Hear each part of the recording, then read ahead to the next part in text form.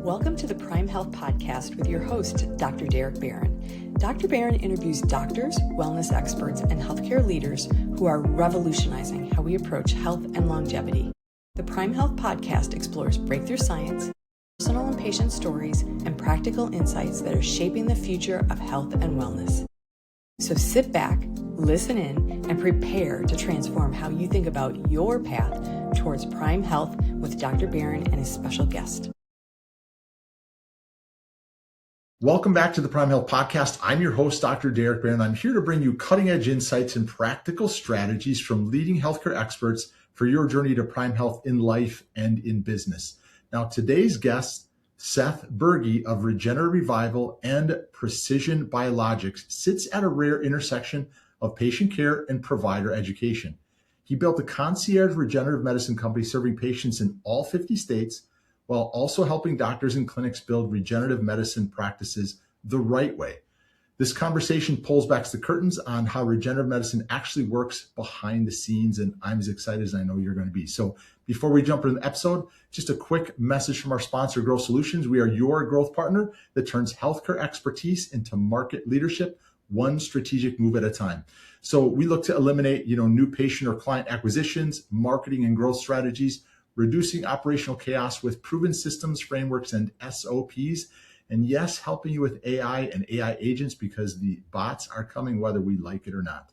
So we're not a typical agency or vendor. We are your growth partner. So if you've ever said this to yourself, I'm too busy to grow, too slow to scale, or too overwhelmed to fix it, we are your solution. Just drop the word grow below, and either myself or a team member will get back to you, or feel free to DM me on any platform. But let's dive into today's session with Seth. Seth, I want to say welcome to the Prime Health Podcast, and please tell us a little bit about yourself and what you do.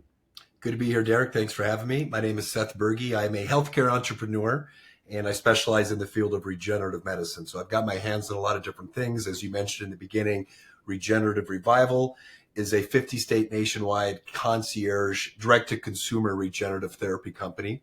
So I've got partnerships with about 100 or so, give or take, nurse practitioners, PAs, and doctors that will provide top-notch regenerative therapies like stem cell injections, exosomes, Morton's jelly, different things in the comfort of the home or office. So that's in 50 states. That's direct to consumer. We do a lot of public education.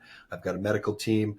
So that's kind of been my passion for about 8.5 years. In the last 3.5 years, I've also got involved in the distribution and manufacturing of these biologics products. So think stem cell products, Morton's jelly, exosomes. I've got about 14, 15 different products that me and my partners manufacture. So we have a pretty large distribution network too, where of course, Regenerative Revival uses precision biologics products, but so do hundreds of other doctors and a lot of telehealth, men's health franchises. So that's been going pretty well too.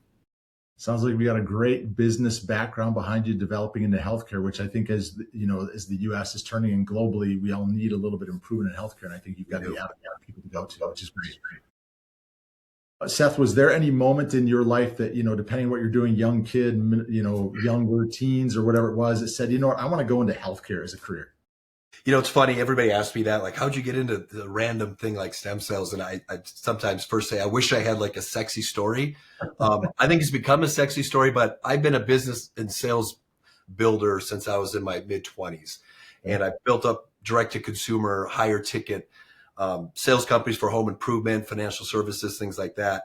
And really, luckily, about 8.5 years ago, a former business partner of mine I'd done a lot of things with, he went to a marketing conference in Florida, and there was a chiropractor there that was more of a business marketer guy that was pitching his stem cell business in a box. Now, it's totally different from what I'm doing now, but it had some similarities, and it was similar enough to the way that we marketed my other businesses. So my old business partner came back and said, what do you think of this stem cell thing? And I didn't know anything about stem cells, but my background where this gets kind of fun for me is I was a Division III basketball, baseball athlete. I love sports. I still play. I'm 42, almost 43. I still play pickup basketball, volleyball, softball. So sports is my favorite thing other than business. And I always say business is a sport now, but so it's been a very fun transition because now I get to deal with athletes and recovery and health and fitness. But the origin story really just started with, this is a neat opportunity business-wise. It seems like it's going to be cutting edge. It fit kind of how we did some of our marketing before. And we were able to kind of plug and play some of the stuff that I'd done marketing and sales wise into a new industry. Now, of course, this is 8.5 years ago, drastically changed, everything's changed, but that's really the origin story. Wasn't anything crazy, but I can say without a doubt that I feel like lucky every day to wake up, getting to do what I do. Glad that random chance, opportunity to get in this, found me. So, yeah. Well, I'm glad it did too. I'm sure your clients and patients are appreciative of that too. It's always interesting when the student is ready, the teacher appears. So it seemed like there was an opportunity for you to take advantage. You're smart that you did it. So it's great. I'm going to ask a question here that kind of opens up Pandora's box in a sense, but what is stem cell therapy to you?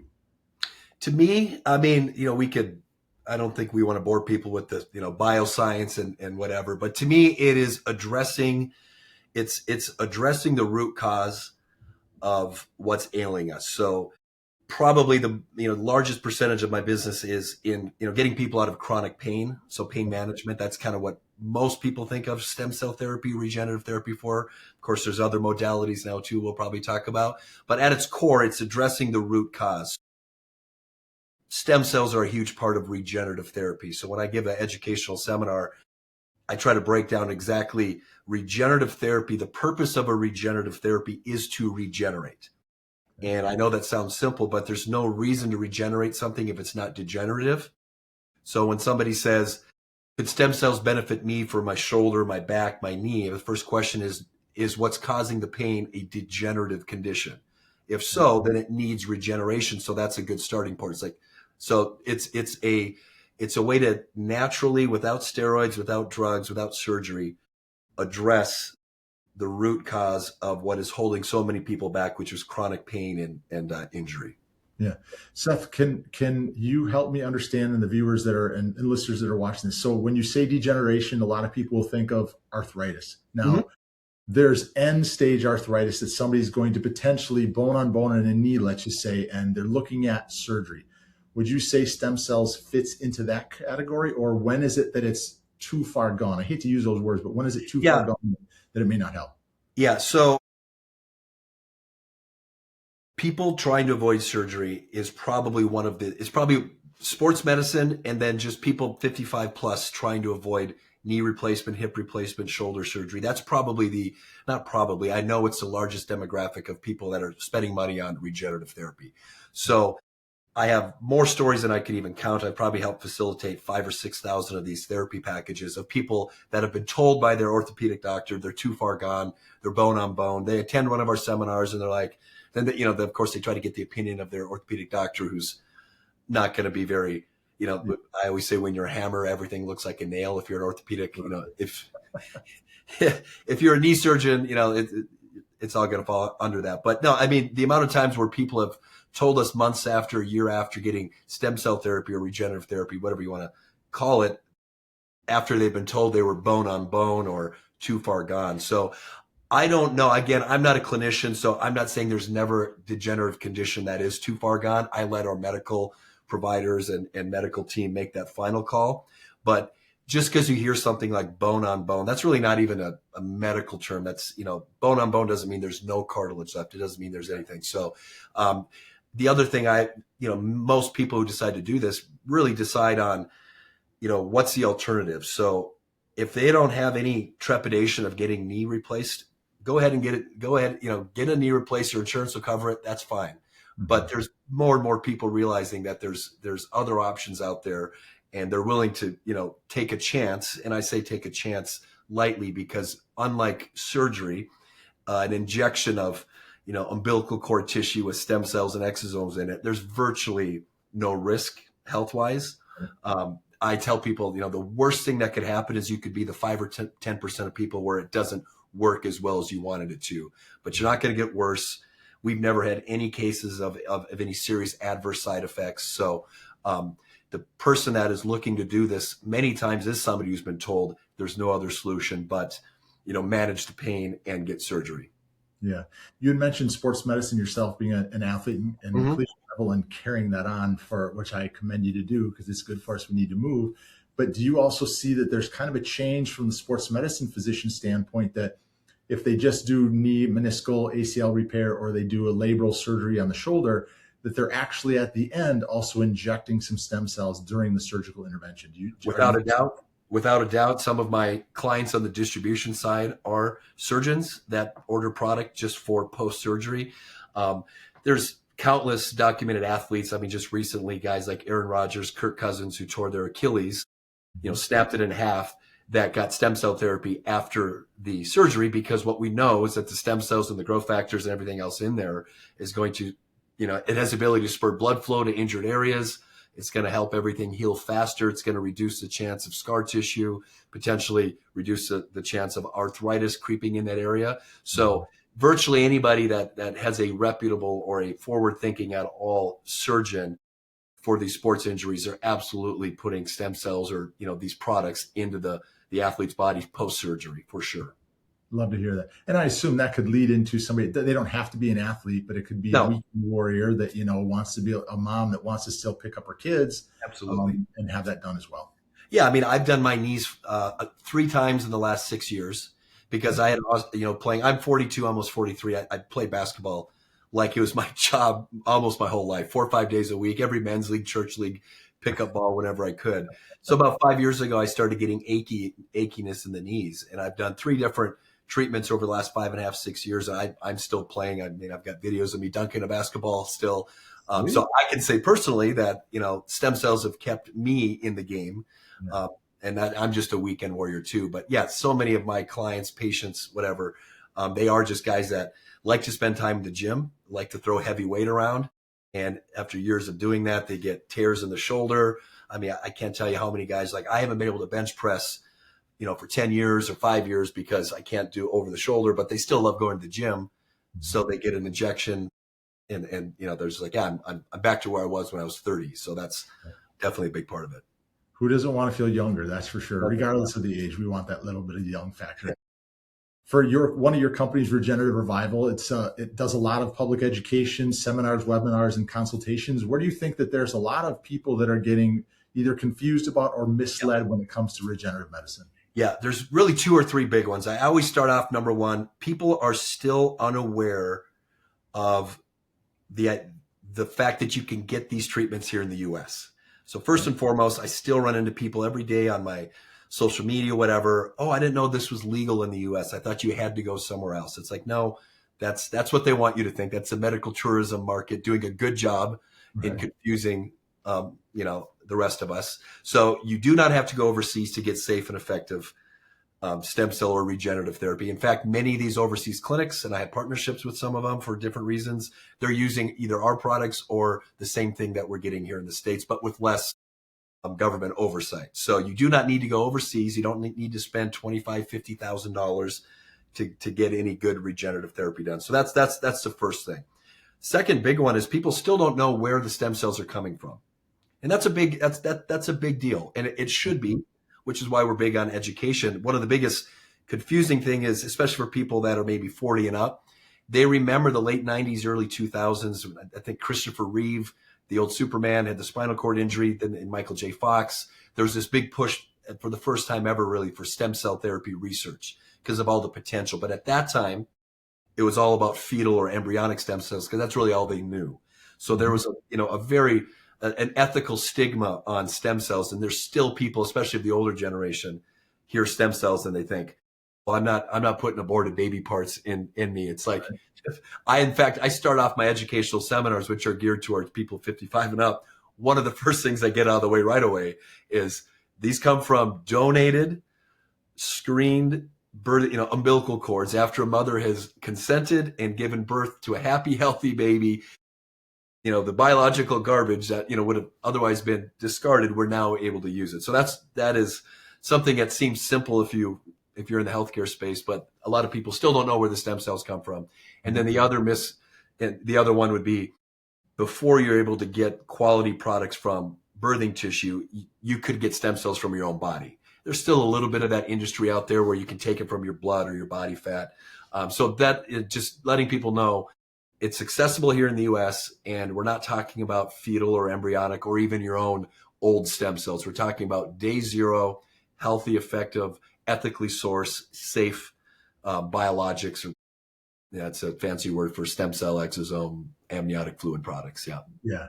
It is unfortunate because of the true benefits that so many people have. Again, you're saying that it's probably 90+% effective for most, and they're afraid to take that next step because of what marketing companies have done, probably on the pharmaceutical side, maybe in the older days, that they didn't want you to do that. So it's unfortunate that people are there, but I'm glad you're able to educate them now moving forward.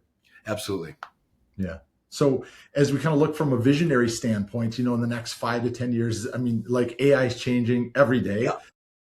Biologics are probably changing, not quite every day, but close enough. But how do you see regenerative medicine evolving, not just maybe for our individual health, but from a broader healthcare system? And what does your company, Regenerative Revival, do to help that? Yeah. So like you said, it is evolving. Even in the 8.5 years I've been in it, the products have gotten better. So what we're using now is a lot more concentrated, a lot more backed by science. There's more peer, every year there's more and more published papers that show the effectiveness. So we're always on the cutting edge of whatever the best thing out there is what we're making. But there is so much, I think we've barely scratched the surface, big picture. And I'm not talking maybe in the next couple of years, but Alzheimer's, dementia, organ regeneration. I mean, even, there's articles of Cleveland Clinic, Mayo Clinic talking about in the next not too far distant future, being able to grow a heart in a lab using stem cells. So organ, there's a lot that we could do now internally with organ health. And maybe we can talk about that, these systemic longevity wellness IVs, where we're putting hundreds of millions of stem cells or exosomes internally that boost the organs. That's just the beginning. In the not too distant future, they'll probably be able to, eradicate. The idea would be you can eradicate heart disease, because if you have an unhealthy heart, you can grow a new one, and it's not somebody else's heart. It's not a pig heart. It would be your own, using a combination of your own stem cells and whatever else these crazy scientists are cooking up in the lab. That definitely goes over my pay grade. Even so, the things like cancer, dementia, Alzheimer's, some of this stuff, I will say there is a place for overseas. The FDA in the US, which I'm sure you and I could have a whole other talk about, the corruption and all the reasons why we don't like the FDA, but the FDA does not, they do tie the hands of American physicians for some of the more experimental stuff, blood-brain barrier, even going into the spine. So there are some really good clinics overseas that are taking people more of an experimental, definitely experimental basis. And I'm hearing some pretty crazy things for things like Alzheimer's, dementia, autism for kids. Kind of frowned upon. Most providers in the US just don't want to touch it. Not that it's all that dangerous, just because they don't want to stand before a medical board and have to defend why they did it. So they go overseas. But I'm seeing that becoming the more, the safer it gets, the more positive results. I can see that industry hopefully moving where it's even more accessible here for patients in the US, so they don't have to spend all that time and money going overseas for some of those more complicated conditions. Yeah. You had mentioned something about from a systemic perspective. So typically I think most people understand that if I have a problem with my shoulder, I'm going to be injected in my shoulder with stem cells. Speak to a little bit of a difference of injection versus potentially IV use with stem cells. Totally different, but many times used together. So if you have a soft tissue defect, like we talked about, a body parts, a degenerative condition that's I'm going to say it wrong, musculoskeletal. I said that wrong, but you know what I'm saying. Yeah. The most efficient way to treat that condition, obviously, is to put a high concentration of biologics products, stem cells, exosomes, growth factors, all that comes together into that area to heal that area. So still, if you've got two bad knees, a bad shoulder, and a bad hip, we would do a direct injection into each area. Okay. So think soft tissue defect, cartilage, degenerative discs, including bulging discs, herniated discs, ruptured discs, shoulder tears, meniscus, anything, osteoarthritis. We're still going to want to do the most effective, efficient way is to do a direct injection. Okay. So let's not get that mixed up. What you can do, and many are doing, I do quarterly myself, is we call it a wellness IV. Because what we do is we do an IV push. So some providers like to do a saline bag, which you certainly can. But the idea is we can put about 80 million of these umbilical cord stem cells directly through the bloodstream. And it's going to go where the bloodstream takes it, of course. A lot of that's going to go to the heart and the lungs. So there's a lot of people. Now, I'm not saying we are treating lung conditions, but I can tell you the research and the testimonials that are people getting that have had lung issues, COPD, long COVID, even people that have had heart disease, post-heart attack, maybe have inflamed arteries, the before and after blood work and anecdotal testimonials of people on an internal level, extremely good for these IVs. Also, even things like, remember, stem cells are going to be attracted to inflammation. So even people that have had irritable bowel syndrome, Crohn's, where there's inflammation going on internally, or autoimmune conditions. Again, I'm not saying we're treating or curing MS or Parkinson's or lupus or any of those autoimmune or RA, but I can tell you so many people who do a wellness IV and happen to have those autoimmune conditions or internal inflammatory conditions are reporting night and day differences with their health. And then, of course, and then the other thing is, even if you're healthy as a horse, which I consider myself to be pretty healthy, knowing what I know about the benefits. And my family does have a history of heart disease on my dad's side. So it's kind of, some of it's just longevity, preventative. And I do, there's also a lot of data that talks about when these young cells get introduced to your older cells in your body, they can actually help reprogram your older cells to act like younger cells. So there's a lot of people who are just doing it if they have the means and the access for just overall wellness and longevity. Yeah. It's still a burgeoning science for sure. Even though you've been in it for 8 years, Right. it's changing and improving over and over. It only makes you feel better about what you're doing and providing and putting people in the industry for it. So I do want to, there are companies, I guess you could say, are competitors of yours. Mm-hmm. What do you say makes you a differentiator? In other words, what do you do better than anybody else out on the market? Yeah. So, I'm very, very quick. I cheer, for the most part, I cheer on almost anybody that's in the regenerative space. I don't look at them as competition. I look at them collaborators, but, also I am a businessman and I look at business as a sport. So I am going to tell you what I think we do better. The concierge service, first of all, is something that I don't know anybody, any other major companies that can literally put a trained licensed medical provider in your living room with the products ready to treat you virtually anywhere in the country. So that's the first thing, is convenience.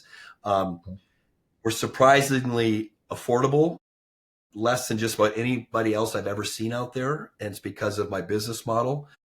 Just on the business side, just give me 20 seconds. I'll explain why that's possible. Rather than having a brick and mortar clinic in 50 states and, multiple locations, we just focus on one modality, which is injections and IVs. You don't need to have a clinic space to do that. So my overhead isn't all that great. I have contracted providers. So I've got about 100 contracted providers, but none of them are full-time. A lot of these are nurse practitioners that might work at a pain management clinic, giving cortisone and hyaluronic acid shots to people all day long. And maybe 1 or 2 days a week or 4 times a month, they'll travel and see a group of patients. So I have a per patient cost set aside. So I have a good, handle on what my overhead is. And I'm also manufacturing the products myself too. So there's not a whole lot of hands that are getting into it. So we're surprisingly affordable. And then on the product side, my partners and I, Precision Biologics, and we have a couple other large white labels that we all use the same manufacturer. We basically looked at the marketplace and said, how do we have the most concentrated exosome, Wharton jelly, and stem cell products on the market? So what's everybody else doing? How do we make it more concentrated? So there's not, Wharton's jelly, for example, is a part of the umbilical cord where all the good stuff is. So we're extracting the Wharton's jelly out of the umbilical cord. That's where the stem cells, growth factors, proteins, cytokines, enzymes, hyaluronic acid, collagen, all the good stuff that heals is coming out of the Wharton's jelly. Wharton's jelly is the same from every company, but there's a difference in a 2 ml vial. Ours is 300 milligrams of tissue weight. The next closest competition for probably twice the cost is about 150 milligrams of tissue weight. So that's where I've been able to grow my distribution and wholesale side, is if I have one of these calls with a provider that's in the regenerative medicine space or is looking to get in it, it's pretty easy to say, would you like to get more for less or spend more for less? Exactly. So that's my plug in and how we're different. And then lastly, on the advantage of working with us, especially if you're in the medical space, you're not just going to get the products. You're going to get everything that my team and I have learned about the business of regenerative medicine, how to market it compliantly, how to hire, how to train your sales staff, the ins and outs of compliance, like I said, consent forms, how to stay out of the FDA crosshairs, the Attorney General. So we've done that for 8.5 years. So I don't gatekeep that knowledge. So if you're a medical provider that's looking to get into space, you're going to get everything that I know in addition to the products that we manufacture. What are the different types of providers that you do work with? I know you said nurse practitioners. Is that mainly it? Nurse practitioners? Nurse practitioners are on the regenerative revival side who we use to do the in-home concierge. It's usually nurse practitioners and PAs. Not that many medical doctors want to hit the road and go house to house to house. Yeah. And you don't really need it. And most people, I'm sure you've heard this before too. When you're talking about a joint injection or IV, nurse practitioners and PAs are actually usually better at that or more gentle than medical doctors anyway. So for what we're doing when we're sending somebody to your home to do the procedure, it's usually going to be an NP or PA. On my wholesaling side, I've got all sorts of MDs, orthopedic surgeons that are more independent and forward thinking. Individual practice, nurse practitioners, of course. A lot of even IV clinics now are trying to offer, they're probably not going to sell a ton of $10,000 or $5,000 IVs, but they want to have the ability for their higher end clients. So I'm getting a lot of IV clinics and chiropractors. I don't want to leave chiropractors out. I have a ton of chiropractor clients. You know as well as anybody that a chiropractor is not allowed to actually inject, right. But that's where you don't need to. You can market this to if you're a chiro, you can market it to your patients, sell it, and use one of my nurse practitioners or find your own. I'll help you find your own to actually do the injections, pay them a flat fee. And I've set up a ton of chiropractor offices to be able to do regenerative medicine, where they didn't think that they could. Well, as a chiro, I appreciate you doing that. Yeah. I'm not in practice anymore. I love chiro. That many years ago, but it's good that you are doing that. I want to jump into kind of the business space in which you're in right now, Seth. Where is your focus on your business from a growth perspective? It's really both. It's both sides of it. Meaning I'm always trying to get regenerative revival, get the word out so more people that want stem cell therapy will choose us. That's kind of an obvious one. But I'm growing out the distribution side for Precision Biologics. I'm always looking to find more partners, more doctors, more men's health group, not just men's health group. I shouldn't say that for you ladies listening, but there's more and more telehealth companies that are coming out that are getting into the regenerative medicine space. So I've got a couple franchise deals with those. So those are fun. Getting bigger groups, even there's a lot of fitness centers that are coming up because health and fitness space is just huge right now, right? Yep. Not just regenerative medicine, but a lot of these health and athlete recovery spaces. I'm starting to work with more of them. Red light therapy. They want to be able to add, because they've got people, the public more and more is asking about stem cell therapy, regenerative therapy. Yep. So more and more of these health and wellness companies are wanting to see how they can offer that. And that's kind of where I'm trying to bridge a gap, both on the product side and on the patient execution side. So a lot of times, both my companies are really working, and most of the time they're working together in some capacity. They feed off of each other. It's a good place to be. And, you've done well, which is great to be in that. I'm sure there's others that are envious of that. But regardless of that, how do you think AI plays a role in your businesses? It plays a role in the back end of my business. My team uses AI. We use it for marketing. My EMR, EHR system, which I purposely don't get too involved in because I'm more of a sales and vision guy, but I know we're using a lot of AI with some of the software that our providers are using. I mean, if you ask me on a personal level, I think AI is going to change everything about society. I was just having a debate with some guys in my group chat about this last night. I said, I think the world's going to be unrecognizable in a few decades with AI. I'm just trying to stay ahead of it, using it for, I'm sure that sounds like the same way you are, using it to make my business more efficient.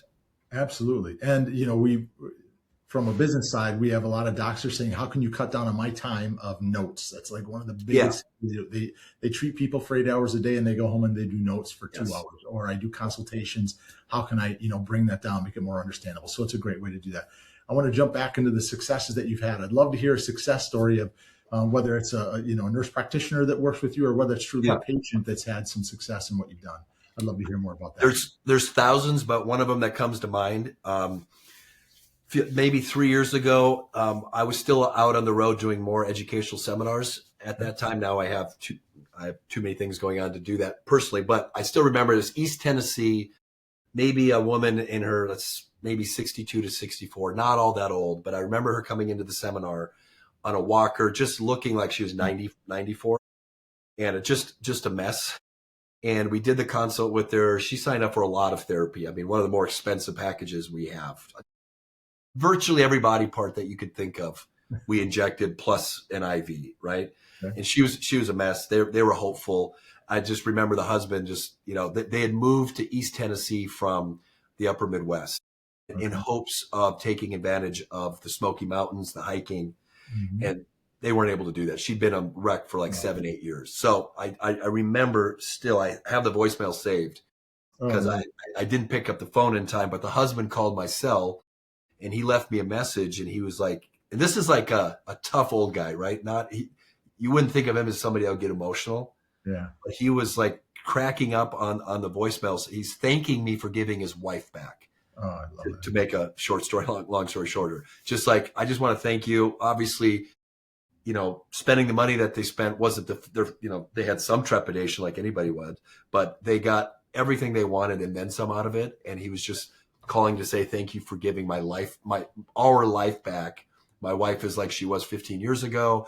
And they gave me like 7 or 8 referrals in their community too, of course. But that one always sticks out to me is just, the guy, a tough old Midwest guy, tearing up on the phone. Yeah. And it wasn't even his, it was for his wife. Yeah. So that one always gets me. There's too many to count, just a guy that's, had a bad knee.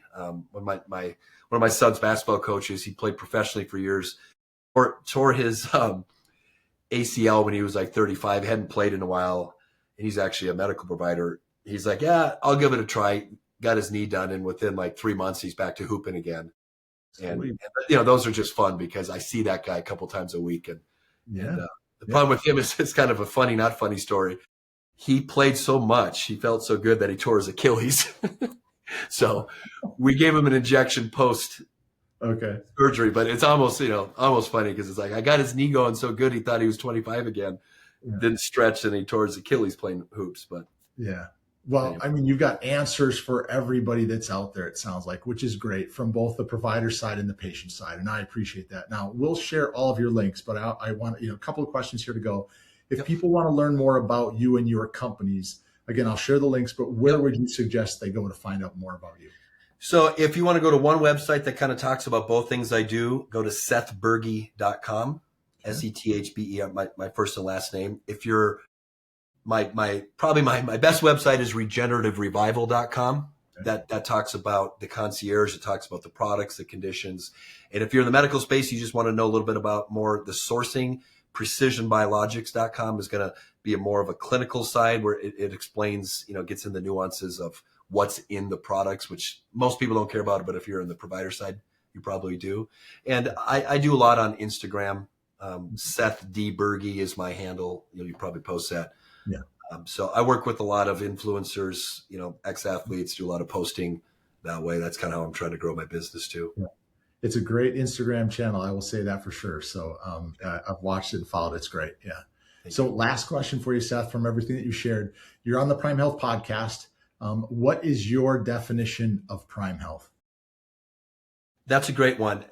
My philosophy as I'm getting older myself, I know I'm not old, but I'm certainly not in my prime playing days, but my definition is I think that every person should strive to be virtually, without being a psychopath, you should strive to be as healthy as you possibly can at that age. Mm-hmm. So whether you're 20, 25, 30, 50, 60, 70, I always want to be in the top 1% or less of people in my age. So, I've got a lot of mentors that are 10 years older than me, 15 years older than me. You look great, by the way. Oh, it's like the standard should be what is the top 1% of my demographic, and how, what do I need to do to stay in that? So it's obviously exercise, diet, taking advantage of modern medicine, That's kind of my thing, is like, how do I stay the top of the top? And maybe that's just the athlete and the competitor in me. I think that's probably true. I mean, I think business is a sport, but it's just like, I saw that 42-year-old guy, look at the type of shape he's in. What's stopping me from being in that type of shape? And I'm blessed to have good health. So it's habits and it's discipline and it's just wanting to. Yeah.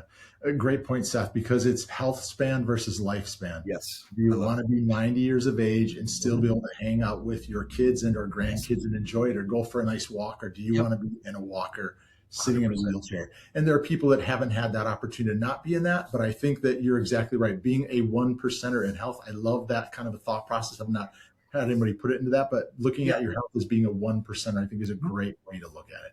Yeah, I mean, you see a guy at the gym, no matter, you see a 70-year-old at the gym and he's in shape. He might not be in as good a shape, as a 30-year-old, but I have just as much respect, if not more, for the guy that's then the 1% or half of 1%. It's like, that guy, good for you, or that gal, good for you. A great point to that specifically. My son and I earlier went to, in southern Idaho, went and hiked what's called the Sawtooth Mountains. And we were up and I didn't know what I got myself into. I'm 55 and I'm like, this is a tough hike. We're at the top of the peak and I see these older people than myself. And there was a couple that was 75.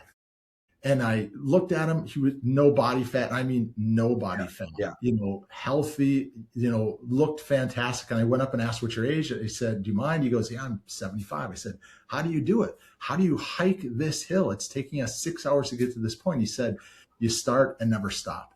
So he is a 1%er on that mountain by all means. And, I'm sure he could benefit from a little stem cell therapy. I didn't talk to him about that, but Next time. Yeah. All right. So thank you very much for being a guest here on the Prime Health Podcast. I really appreciate it. Your insights from being an athlete, being a business person. And it's not about that, because you shared with your success that you said, it's so important for people to find a way to better health. And it doesn't matter if you're a business person in it. You are presenting an opportunity for a clinician, a business owner, or a patient that wants to improve their life and or their business. So I appreciate you doing that for us.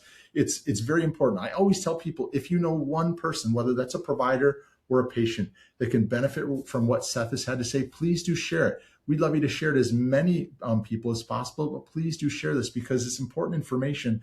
And there's misunderstanding still within stem cell therapy that we want people to learn about. And Seth is a great individual that can help you with that in his companies. So, of course, I'd say selfishly subscribe to our podcast. We'd love to have that.